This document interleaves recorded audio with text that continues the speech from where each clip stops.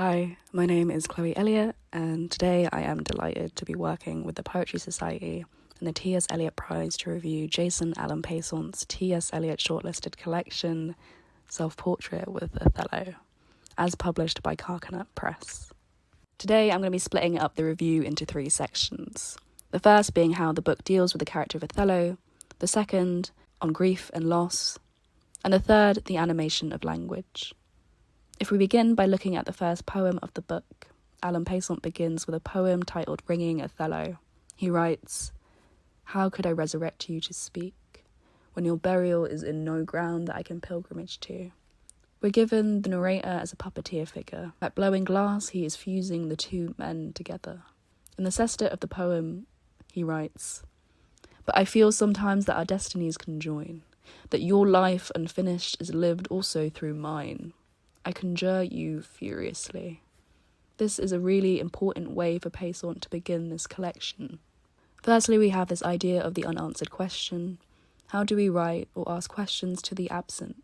And secondly, inheritance.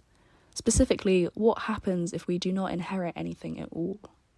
What happens when the thing that we're inheriting from is flawed and empty? In the essay Venus in Two Acts by American critic Saidiya Hartman, she writes, "The archive is a death sentence, a tomb, a display of the violated body, an inventory of property."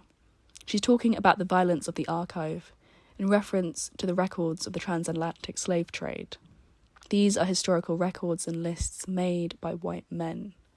Allen Paisant recognises the racism and emptiness that also permeates the play.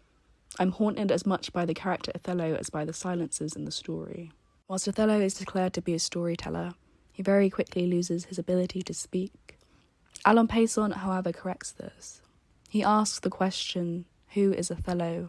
and answers, "Raised on the river Gambia, I learned to row in the Venetian way, dive with amphibian lungs, and fight with hands and sword." He declares that this capable and magnificent character is Othello.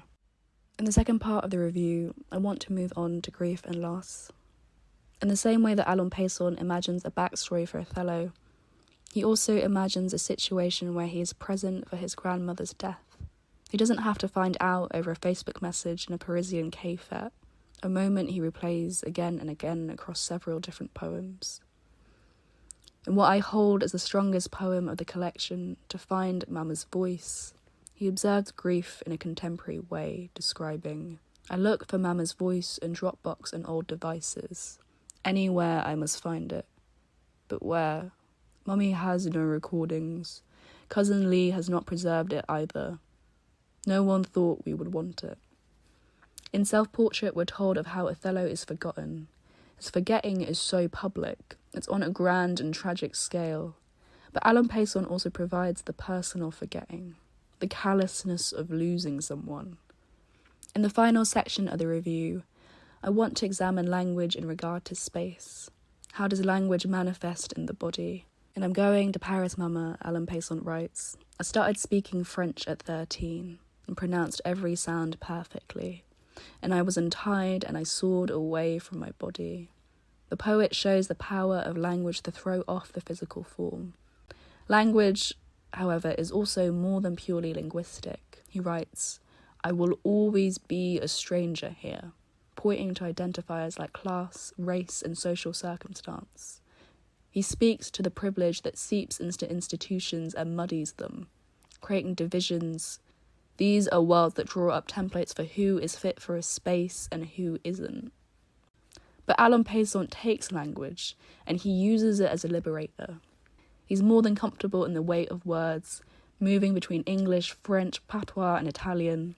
And more than this, he physicalizes words. He makes them dynamic objects. We see it in the tightness of form. The sonnets, the couplets, the internal rhymes, the iambic pentameter. It's something like a dance that can be adopted and winded to the world. Whether he's experimenting with the intonation of the word douleur in French, or his descriptions of Othello.